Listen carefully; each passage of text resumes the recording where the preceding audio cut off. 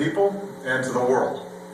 The United States has conducted an operation that killed Osama bin Laden, the leader of Al-Qaeda, and a terrorist who's responsible for the murder of thousands of innocent men, women, and children. It was nearly 10 years ago that a bright September day was darkened by the worst attack on the American people in our history.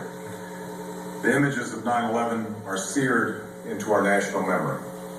Hijacked planes cutting through a cloudless September sky, the Twin Towers collapsing to the ground, black smoke billowing up from the Pentagon, the wreckage of Flight 93 in Shanksville, Pennsylvania, where the actions of heroic citizens saved even more heartbreak and destruction. And yet we know that the worst images are those that were unseen to the world. The empty seat at the dinner table, children who were forced to grow up without their mother or their father, parents who would never know the feeling of their child's embrace, nearly 3,000 citizens taken from us, leaving a gaping hole in our hearts. On September 11th, 2001, in our time of grief, the American people came together. We offered our neighbors a hand, and we offered the wounded our blood. We reaffirmed our ties to each other and our love of community and country.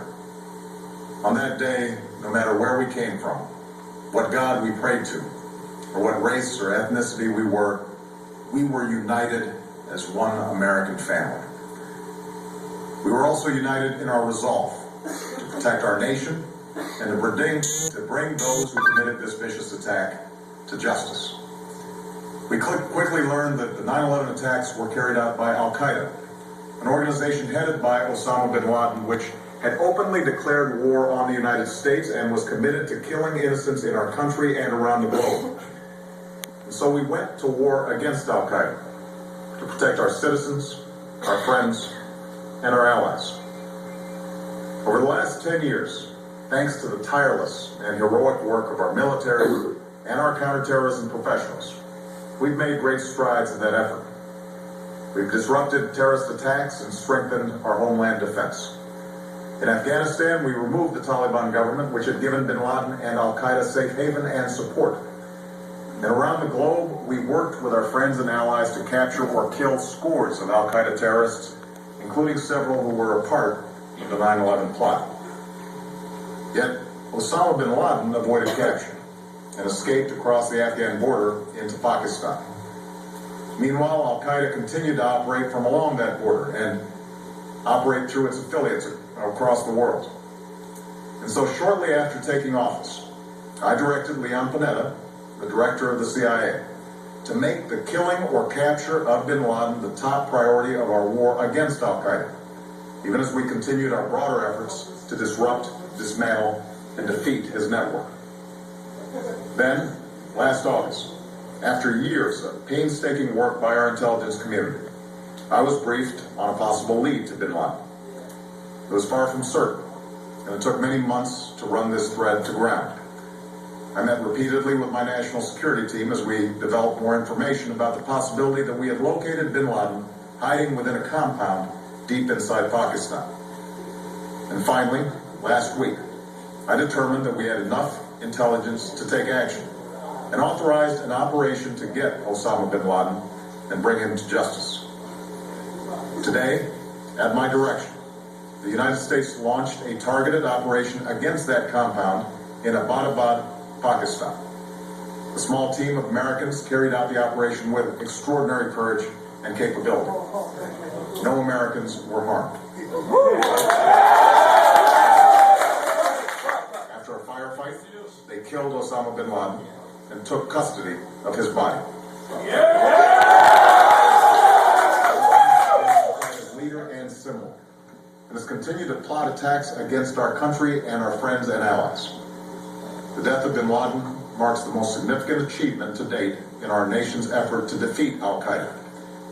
Yet his death does not mark the end of our effort. There's no doubt that Al-Qaeda will continue to pursue attacks against us. We must, and we will, remain vigilant at home and abroad. As we do, we must also reaffirm that the United States is not and never will be at war with Islam. I've made clear, just as President Bush did shortly after 9/11, that our war is not against Islam. Bin Laden was not a Muslim leader. He was a mass murderer of Muslims. Indeed, Al-Qaeda has slaughtered scores of Muslims in many countries, including our own. So his demise should be welcomed by all who believe in peace and human dignity. Over the years, I've repeatedly made clear that we would take action within Pakistan if we knew where bin Laden was. That is what we've done. But it's important to note that our counterterrorism cooperation with Pakistan helped lead us to bin Laden and the compound where he was hiding. Indeed, bin Laden had declared war against Pakistan as well and ordered attacks against the Pakistani people. Tonight, I called President Zardari, and my team has also spoken with their Pakistani counterparts. They agree that this is a good and historic day for both of our nations. And going forward, it is essential that Pakistan continue to join us in the fight against Al-Qaeda and its affiliates. The American people did not choose this fight. It came to our shores and started with the senseless slaughter of our citizens. After nearly 10 years of service, struggle, and sacrifice, we know well the costs of war. These efforts weigh on me every time I, as Commander-in-Chief, have to sign a letter to a family that has lost a loved one, or look into the eyes of a service member who's been gravely wounded. So Americans understand the costs of war. Yet, as a country, we will never tolerate our security being threatened, nor stand idly by when our people have been killed. We will be relentless in defense of our citizens and our friends and allies. We will be true to the values that make us who we are. And on nights like this one, we can say to those families who have lost loved ones to Al-Qaeda's terror, justice has been done. Tonight, we give thanks to the countless intelligence and counterterrorism professionals who've worked tirelessly to achieve this outcome. The American people do not see their work nor know their names, but tonight they feel the satisfaction of their work and the result of their pursuit of justice. We give thanks for the men who carried out this operation, for they exemplify the professionalism, patriotism, and unparalleled courage of those who serve our country. And they are part of the generation that has borne the heaviest share of the burden since that September day. Finally, let me say to the families who lost loved ones on 9/11 that we have never forgotten your loss, nor wavered in our commitment to see that we do whatever it takes to prevent another attack on our shores. And tonight, let us think back to the sense of unity that prevailed on 9/11. I know that it has at times frayed. Yet today's achievement is a testament to the greatness of our country and the determination of the American people. The cause of securing our country is not complete, but tonight we are once again reminded that America can do whatever we set our mind to. That is the story of our history. Whether it's the pursuit of prosperity for our people or the struggle for equality for all our citizens, our commitment to stand up for our values abroad, and our sacrifices to make the world a safer place. Let us remember that we can do these things not just because of wealth or power, but because of who we are. One nation, under God, indivisible, with liberty and justice for all. Thank you. May God bless you.